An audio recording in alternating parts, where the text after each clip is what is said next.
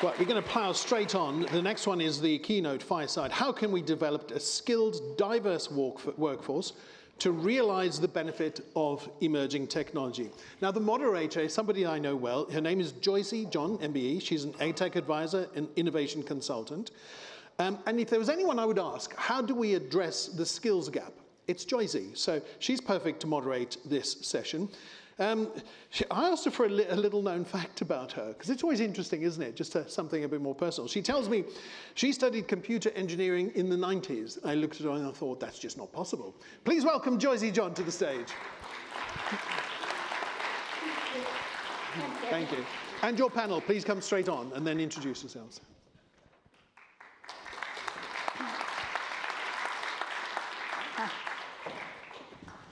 Hello, everyone. I'm really excited to be here today. And what an amazing panel we have to talk about the skills that are going to be needed in a world driven by AI.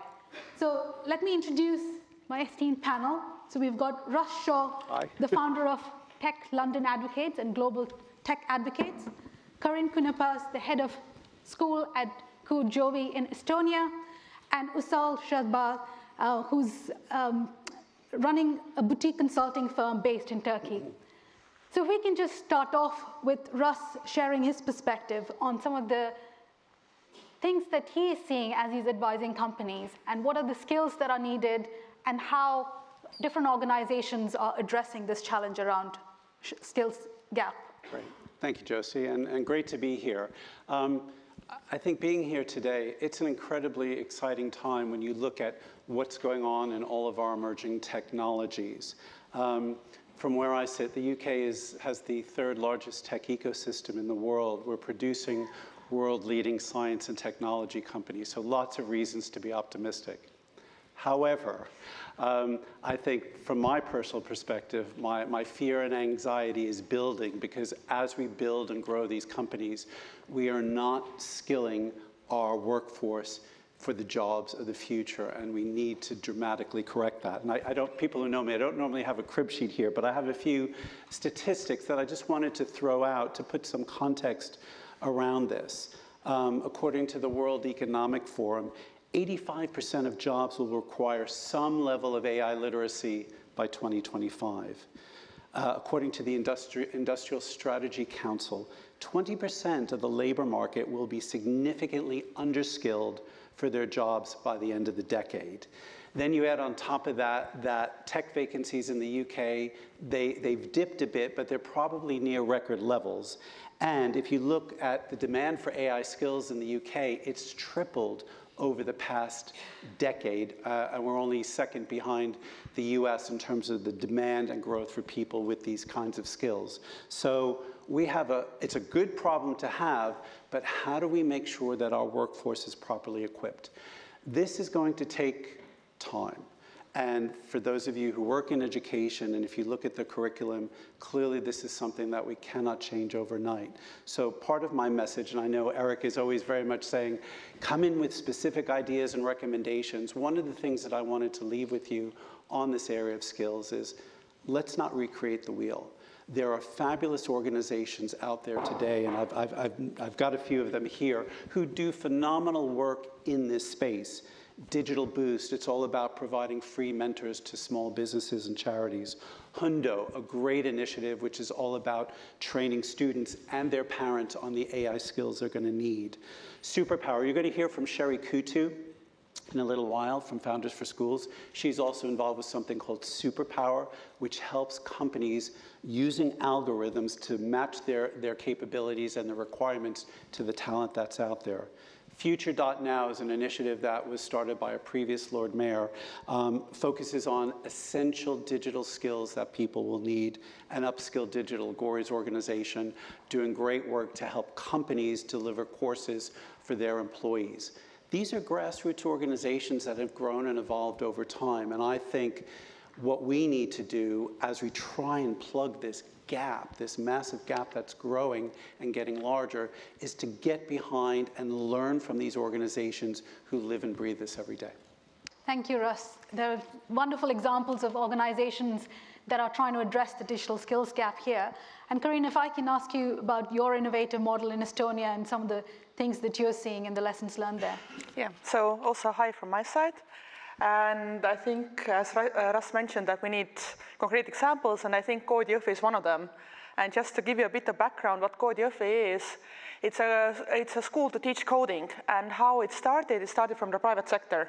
So some entrepreneurs from Estonia, especially from startup sector, saw that the traditional education system is not offering enough opportunities for people, it's not flexible enough, and they decided to launch a school to teach people to code. And we have been running since 2021. At the moment, we have 500 active students. What makes us different is that how we teach people to code is that we don't have any lectures, we don't have any classes, we have a self-learning system. So it is this kind of alternative way of learning, and it's also education innovation in that sense that you're able to provide education to a lot of people because it's not connected to if you have enough teachers in front of the classroom. And the whole curriculum is actually developed with partners. So as I said, it's a private initiative in that sense that it's also funded by private companies. We have both traditional economy, we also have startups, and they're also giving valuable input to what we need to be teaching. So to make sure that the students that graduate have the skills that are needed in the workforce. And also a bit of statistics. So in the 3 years, every year we had more than 3,000 candidates. And Estonia is a country of 1.3 million, so it's a very high number. And I forgot my thought, but we keep developing the program all the time. And what we can see is that in terms of more traditional education, it is flexible, and we can add new things as we can see how things are developing, especially with AI, that you need to improve that. And we have students both who are straight from high school, so it's the first education, but our average age is 27. So that means that we have also people who have done some kind of career beforehand, but now want to get into tech, and they can see that we need that they need to learn these skills. We need more people like that, and then Koodi-Jõhvi is an option for them. Great. Thank you. And Usal, from your perspective, what are some of the things that you're seeing, especially with the rise of large language models and generative AI, from an emerging market perspective? Sure. So I think, let me give you some emerging market perspective. As you know, I'm coming from Turkey. I think large language models bring an opportunity which I'll come back. So the risk is, for many years, for countries like us who have a good, strong manufacturing industry and who is very subject to automation, right? There was a big risk of unemployment. Take electric vehicles. Now it takes much less people to produce an electric vehicle. It also has a very little number of parts, so it needs less service. So you also need less people to, do the service afterwards, after the sale. Like for a country like Turkey, which has a strong automotive industry, this is a big risk. Many companies are moving their production back to France, back to Germany, and we have been facing this risk. So this is one side of the story, the automation part. The other part, when this new, ChatGPT and all these large language models became available for the last, year or so, what we are seeing is emerging markets or countries with a smaller pool of talent can tap into the global knowledge base using these models. There is a very good study conducted at MIT with the call centers in the Philippines. When they use ChatGPT to solve the problems of the clients, all the operators get productivity increases. But the largest increase, surprisingly, is for the ones who are less talented and the most junior, because they can easily, use the global knowledge base that is already accumulated in the model. So I think for countries, for the emerging markets who are unfortunately exporting talent, like the Director General from Nigeria just said, we are losing our talent. For the remaining talent, at least, I think all these, large language models can be an opportunity, and we can now also start building service export models as opposed to the manufacturing export models that we have been building for the last 5 decades or so. India did this quite well, but it's also an opportunity for the other emerging markets now. Thank you. So there's a huge demand for talent. There are some initiatives that are happening. What sort of things are working in terms of building a much more diverse talent pipeline? Yes, I mean, my view on that is we've got a hell of a lot of work to do. I mean, I think over the past few years, businesses, large and small, have understood the benefits of having a diverse, inclusive workforce.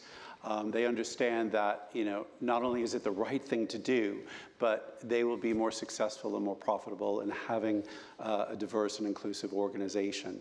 I think the challenge has been is that the needle has not moved anywhere near as much as we need it to move. And when you look at the workforce that we've got, particularly here in the UK, how do we bring more women, more people of color, more people with disabilities into this space and into this sector? And again, there are examples of organizations that are doing this well. Coding Black Females, run by Charlene Hunter, is a great example of that.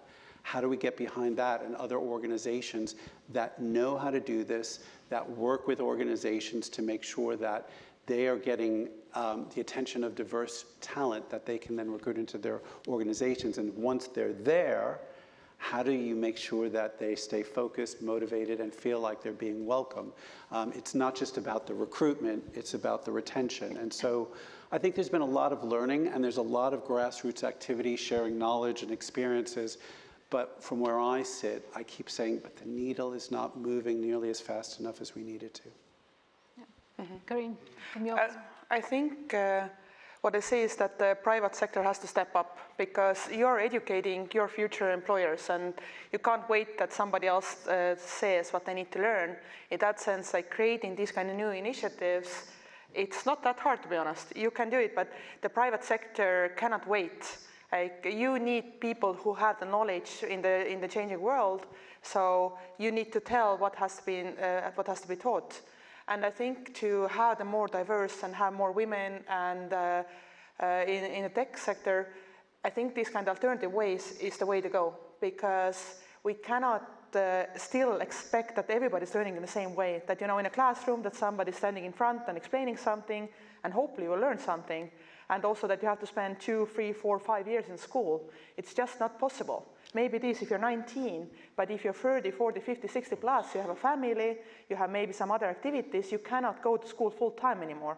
That's the reason these kind of alternative ways that are more flexible, that you can have like bite sizes, also to understand if actually this field is for you, or if you want to specialize in something else. I think this is essential to get more people into tech and to make sure that nobody's left behind.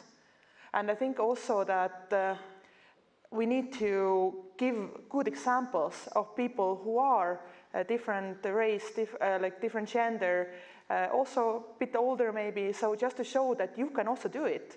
These kind of positive examples help to understand that, okay, maybe I studied something 20 years ago, yeah, I'm too old to go to school, but no, somebody who's like 40, 50. In Code Jõhvi we have 2 students who are 62 who are learning to code now. And they are the good examples to show the others that, okay, maybe I can also do that. And I think we need to do more of that. Can I just reinforce a point that I think Karine made very well at what she was just saying was, this is a private sector issue. I mean, I think the public sector has a role to play. It will take a while to change our curriculums. The public sector can convene people like us, but a lot of the money that we're going to need to do this, to invest in skilled, diverse workforce, has to come from the private sector. Companies are already doing this. Google, BT, Amazon. They're not just training their own workforce; they're training many others. How do we keep the pressure on them to say, you've got a lot of money behind you, you're making great profits here, reinvest that in the workforces of your own countries?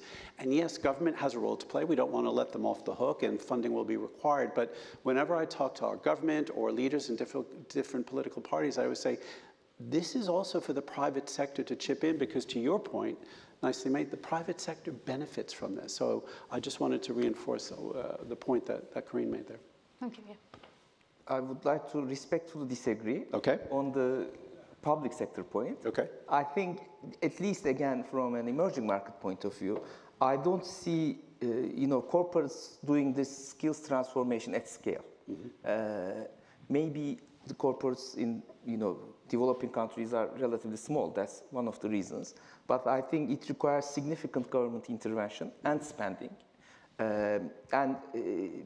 of course, inclusivity, especially including old people, whatever you call old, is critical. But I think it's also for the new generations. It's important for the government, through the education system, to push for certain non-technical skills, which will become increasingly important. All these emotional adaptability skills, relationship building skills, listening skills. And it doesn't have to be only through school. Some countries, for example, are reintroducing the military service because it creates, bonding within the society. It creates an intensive training, and it could be also for women, not only for men. So there are different, innovative methods of doing so. It doesn't have to be only, school, this Napoleonic tradition of education. There can be multiple ways of doing that, and I think government is an important player there. Definitely. Now, if we can open up the floor for questions.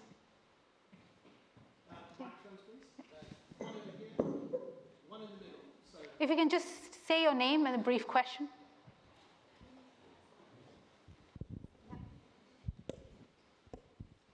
Hi, I'm Carl. This question's for Karin. To what extent are you using generative AI in your coding schools, and how important do you think it is moving forward? I think it's very important. So we are teaching also our students how to use it, because obviously it cannot write like the huge program, but they can use it for some parts of it. But actually what the main way is how they're using it is to help them to explain code.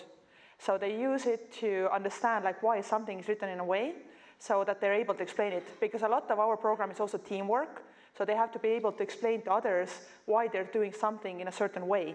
And this is also how they're showing their work to others. So it's this kind of auditing is a very big part of the program. So in that sense, like we are supporting them in using it, but obviously not fully to do all the tasks, but to use it to make sure that they understand what they're doing. Thank you. There's a question in the middle here.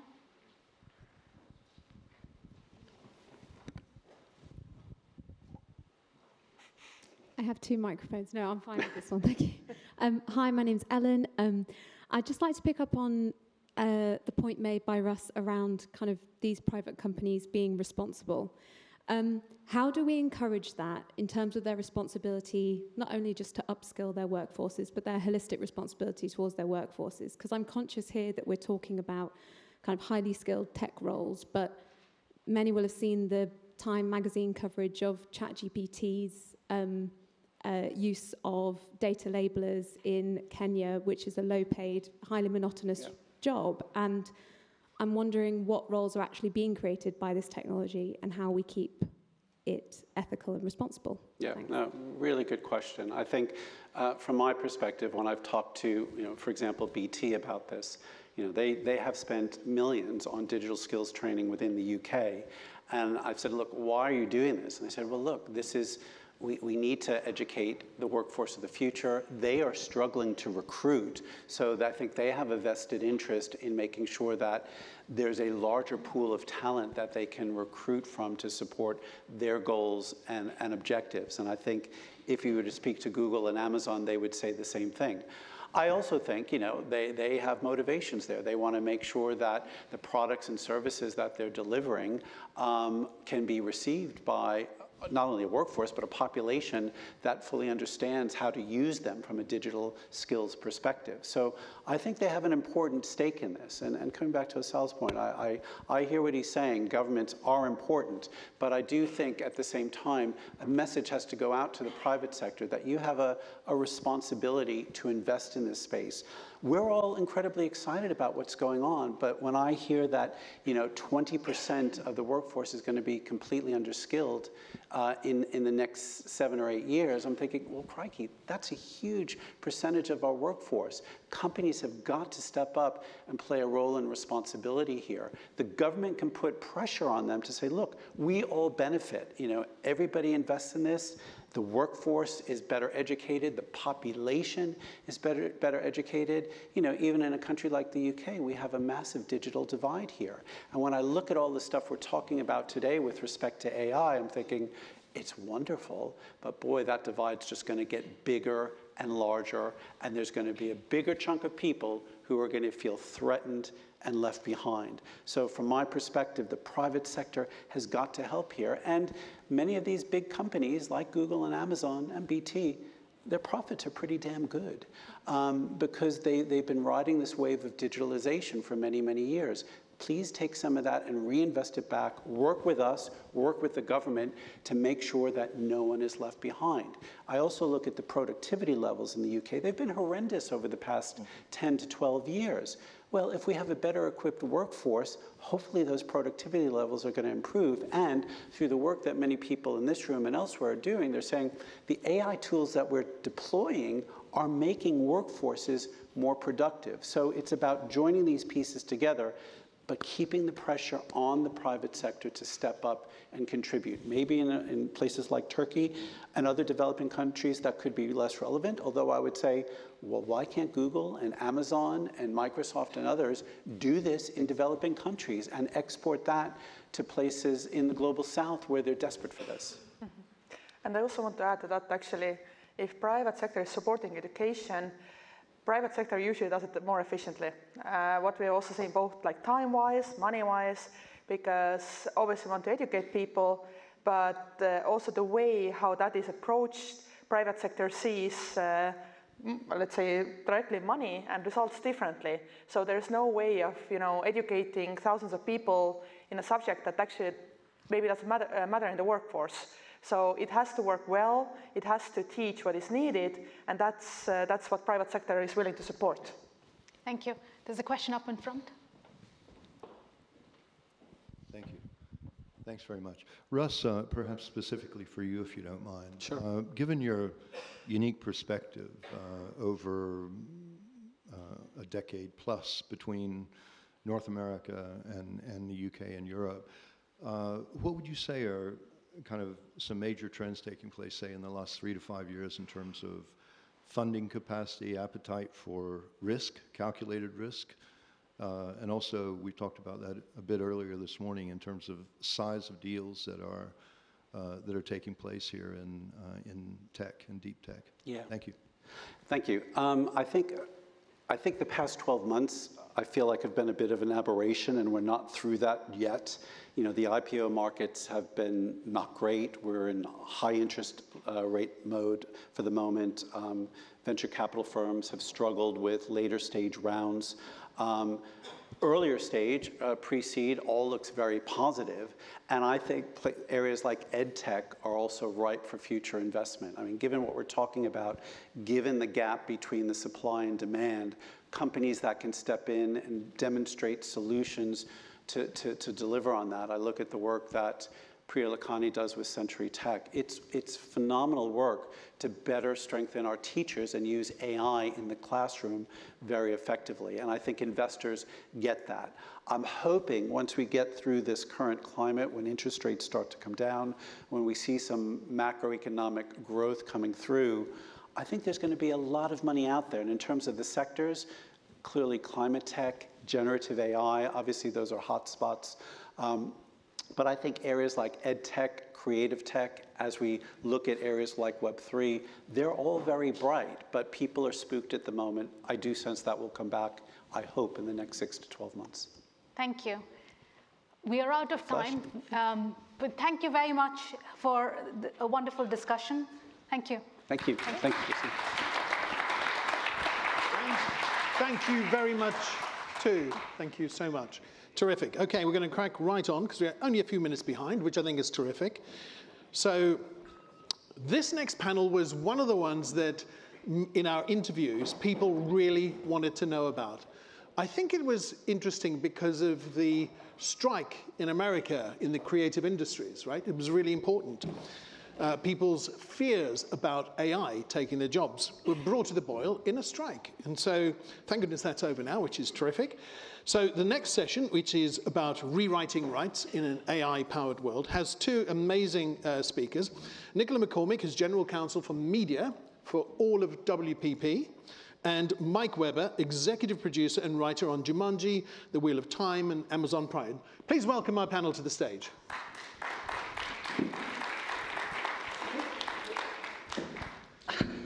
Okay, firstly, the thing is, you are brave people, because we asked a lot of people to do this, and I'm so glad that you particularly a producer or somebody who's worked in production, is prepared to do this.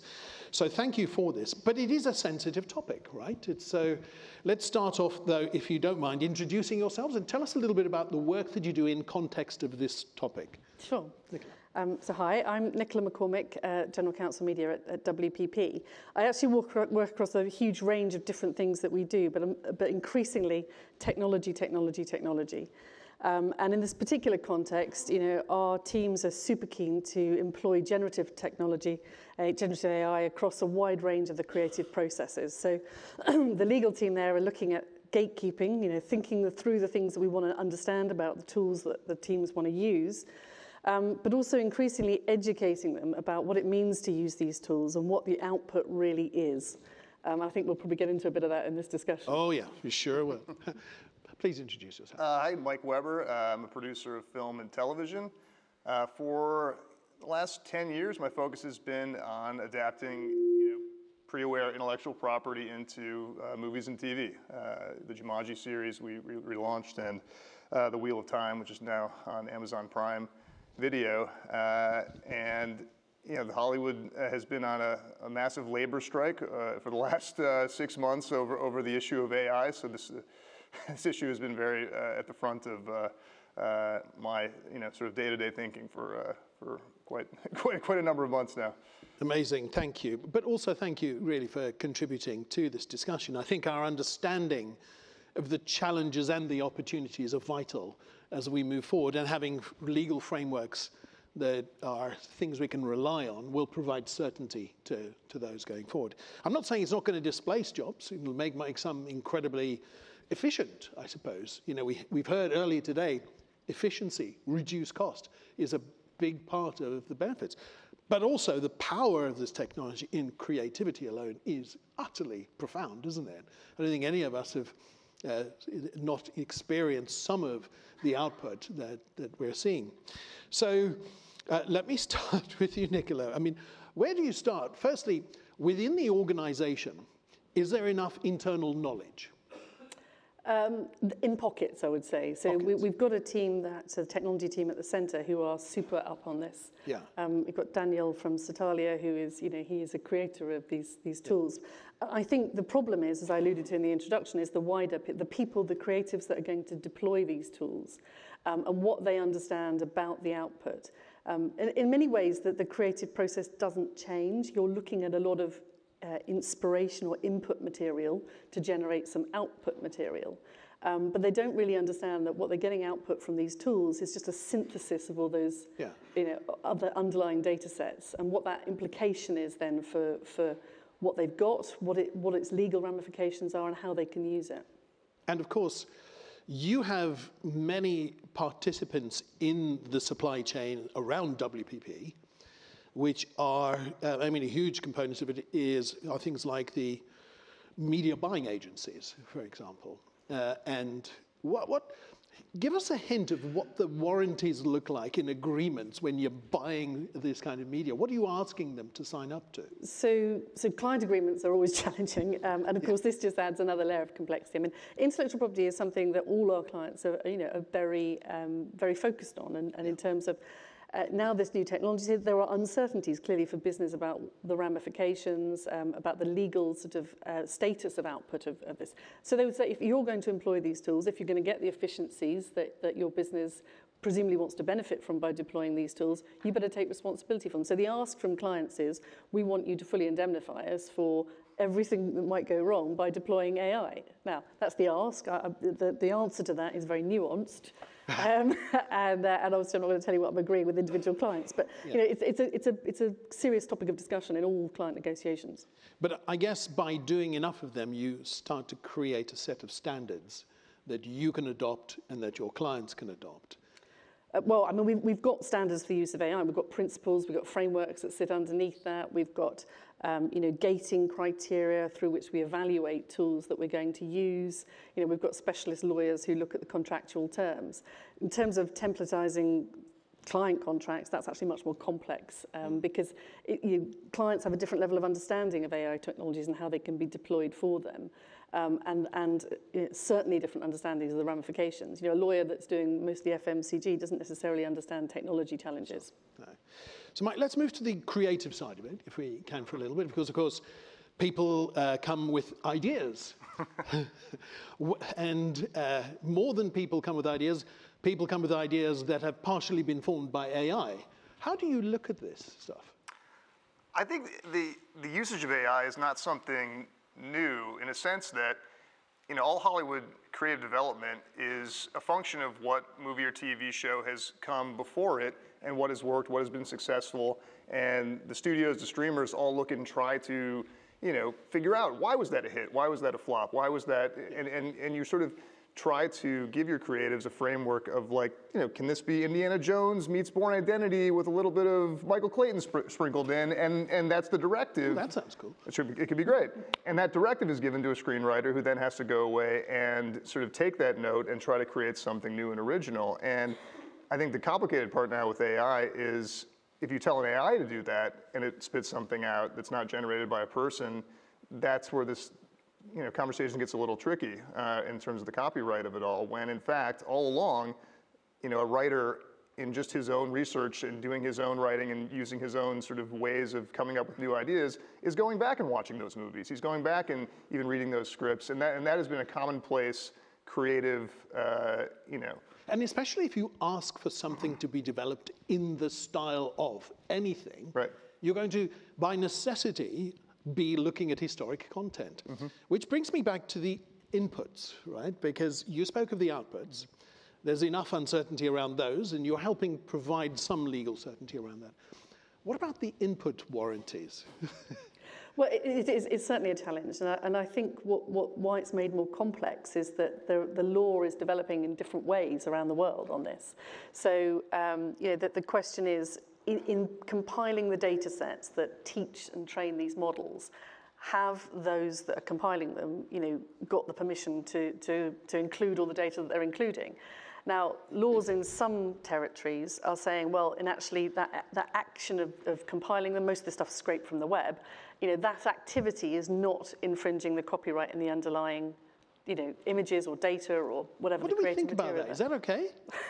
Well, it's a philosophical debate in the law, which is obviously we were landing on different sides of it. So you've got Japan and Singapore who are saying, yep, that is not copyright infringement to compile all that data together in the database. Right. You've got the UK who were trying to go that way and then pulled back from that. You've got the EU that said, actually, you know, provided that the creators have got an opt-out from their data being harvested in that way, and I don't know how that works yet, technically, but provided there is an opt-out mechanism for creators, then that is not a copyright infringement. So philosophically, we haven't landed, you know, in the same place across the world. Yeah, no, it's so interesting because I kind of come from a regulated industry background, all right, fintech, financial services, and we've always had the obligation, even heightened further now, of this thing called safeguarding and provability.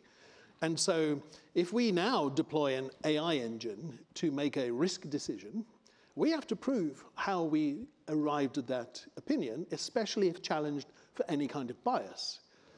How does that work in the creative industry? I think it can work on a number of levels. You either be keeping a record of your prompts to the machine to understand what instructions you've given, or there is an argument that you're going to have to understand you're going to have some strict rigor around the data sets that you're using, or the AI that you're deploying uses. You're not going to know specifically which bits of data the machine has put into coming up with your output. So that's why it's super important to understand, how that tool is collecting data, what that data set did, whether there are opt-out mechanisms and so forth. And in the brainstorming, if it's a brainstorming session, I mean, we've always been taught to record the output, contemporaneous notes, of our brainstorming sessions as we invent things as entrepreneurs, and document it, time, date, stamp it, stick it in an envelope, send it to our lawyer, tell them not to open it, but time, date, stamp it. Very old-fashioned analog technology to record creation date. But if we're doing that, and it's Copilot assisted with AI, then of course we need to record which AI and what we used and what our prompts were, etc. So it's a different kind of nuanced practice that has to be evolved. This is all incredibly new. By the way, we want to invest in all of these kind of companies. So if you've got a company that has any solutions to what I call the picks and shovels of AI, this is exactly who we and a lot of the investors in the room want to be investing in. So Mike, what about the WAG strike and the SAG strike? Tell us about those. I mean, what were they worried about? They had very legitimate concerns in that AI is not able to, at this moment, create a filmable screenplay out of directives like I just mentioned. But it is very close that I've seen in being able to adapt, say, a best-selling novel. Can you tell an AI in a year from now, make this best-selling novel into 6 episodes of television, 1 season, 6 episodes of television, set it here, give certain things, because you've got a very defined data set, you've got a story, you've got characters, all that stuff. The structuring of that season of television, I think, is pretty close to being able to get a somewhat professional-looking first draft. And just doing that would wipe out 10 to 12 jobs on a television show. Wow. Because there's this, there's a whole ecosystem that sort of, revolves around having a writer's room and developing that into, what I just mentioned. And so that's what the guilds were very, very worried about. And I think they were right to worry about it, because I think the temptation on the part of studios or streamers would be too great to just take that first step and then have it tweaked by one person and be in production versus going through the time and jobs that would be required to get there the traditional way. I know that you're quite open-minded about looking at ideas and then testing them and seeing if they work. And if they work, well, why not? If it's entertaining and people find it useful, that's a very pragmatic approach to it. But of course, we need to ensure that rights are protected. I'm going to come to a question in a second for you, but I'm just going to remind the audience, this is a fantastic opportunity to ask the questions we want to ask of this, both as we're building solutions, as we're investing in them. In the creative industries in particular, we've seen the signs of, if you like, a return of the Luddites and the fear that this has. Of course, information and knowledge de-demonizes, but this is a great opportunity. So I'm going to try and catch the eye. There's a question right here in the middle. And so the microphone ninjas, please stick your hand up high so they can see you. One in the middle. Another one over there. So 1, 2. And we'll come to them in a second, because I want to leave enough time for them. Okay, so keep going with the microphone. Keep going, because it's 2 in the same row. Make sure it's there. And then pass the microphone back. Okay, you're hanging on to it. It's mine. Go for it. I wanted to ask about transparency in terms of the role that AI has in, let's say, 1 season, 6 episodes, right? When this type of thing comes out, you said it could eliminate anywhere from 10 to 12 jobs. Do you see there being transparency as almost like a precursor to an audience saying this was developed by AI or this was developed by a team in conjunction with AI, something like that, where as AI makes its way into more industries, like, for example, if I'm watching something, I would have more respect for it if it was written by an actual team of humans versus like AI, I guess. So. Great question. Yeah, well, pass the microphone on, please. Lean across. Thanks. Who's going to take it? So I'll just say, in terms of the practice of that was a key point in the Writers Guild strike that lasted 6 months, is that a screenplay, a feature film, or a television show cannot be written by AI. That was one of the provisions that they got this, collective bargaining agreement of studios and streamers to agree to. Now, could a new digital service outside of that group that is completely operating on its own create something out of AI, release it on the internet on some new streaming service that's not party to that agreement? I think we'll probably see something like that. And then if audiences flock to it, that's going to be interesting, I think, for the whole industry. But you will not see it from the traditional, things on your cable bundle or streaming bundle. Do you think that, sorry, go ahead. No, well, I was going to say, I think for advertising, it's very important, actually, because if you take things like the Dove campaign for the Ogilvy, one of our agencies does for Dove, about real women, there is a real debate in advertising about the reality of what's being portrayed. And so I think absolutely in advertising, transparency about how things are being created is super key. I mean, that's just a continuation of a debate, in fact, that's been there since photoshopping started. But it's much more, I think, it's much more acute with AI. Interesting. Okay, next question in the middle. Please say who you are. Hi, my name's Q. My question is, obviously stepping behind all of these really interesting discussions about the practical implications of creative AI, for want of a better word, how the phenomenon of AI, and particularly its advancements in beyond verbal and beyond chatbots and Midjourney and things like this, how it actually rewires or rewrites our understanding of what creativity is. Because if you asked me 2 years ago, all the jobs are going to be taken over by AI, probably the first thing that most people said was, what about artists? AI can't authentically create things. So I wonder from your perspective, particularly Mike, as someone in the professional creative yourself, how AI rewrites creativity and whether human creativity is indeed this authentic thing that only we have, or whether AI can actually, like a kind of creative Turing test. Good question. Pass the mic back though, please. I think for writers that are writing an original movie or original television series, I think it's an incredible tool for them to use in their creative process. I mean, say you have writer's block and all of a sudden you're like, God, what's a new way to say, will you go to dinner with me? And you type that into your chatbot and all of a sudden you have a million options and you read things. It's a resource that I think is, can achieve efficiency in that creative process as it relates to sort of just putting things, into screenplay form and getting them to a place where, they're producible. I think it actually has a lot of advantages, but it's still that person that needs to make those choices.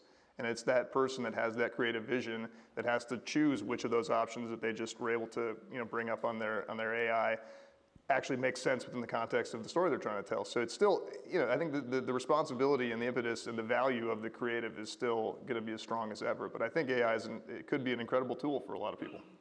Yeah, I mean, the law certainly sees a distinction, if that's of any comfort.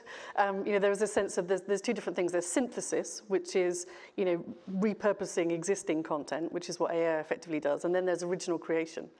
And at the moment, the law only really incentives, because the laws of copyright are economic incentives to creators to create, right? At the moment, it's only those that create that get to own IP. So if you're deploying something under, UK law is a bit clearer about this, but if you use a tool, a computer tool to create something, you, as the one putting into play that tool, will own the output. Other laws are a bit less clear on that. But it is still, then you've got some that are even clearer still. So you've got laws in countries like Spain that say only humans can own copyright. So there is a real sense that the law recognizes a philosophical distinction between synthesis and original creation. So I'm going to ask only one more question because we have only 1 minute left on this one. And I love it because the question is one that we could run a conference on, which is, so Elon Musk recently, who's quite close to all of us, mentioned one application he thought was valuable was to help with loneliness, which I thought was an interesting sentiment. And of course, the press gave him a mixed response to that. What the hell are you talking about? But of course, what he's talking about is AI becoming so high performing that it becomes sentient. So then I asked this question of Nicola, and she was quite clear with the answer, but I'm going to ask you again. Can you imagine a scenario where sentient AI, especially if it's my only friend, could it have rights? That's a huge philosophical leap for the law.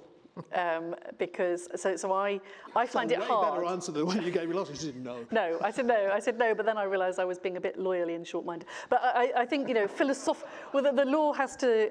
The law basically follows the philosophy of the cultures that it tries to regulate, and philosophically, I think we're a long way from defining what that sentience is, which I'm sure you've had discussions around for the rest of the day, and then if you're going to give rights to AI, it's then going to have obligations in return. And how does it fulfill those obligations? So there's a really complicated thing to do. Well, gosh, so much to chat about. Thank you. In 11 seconds, Mike, will we see further strikes, or do you think this has provoked people to understand this better? You know, we'll see in 3 years. That's how long these agreements last. So I think AI is going to come a long way in that amount of time. Okay, at least we're not going to miss any seasons of our favorite productions. That's true. Please put your hands together. Amazing panel. Thank you so much. Thank you very much. Thank you.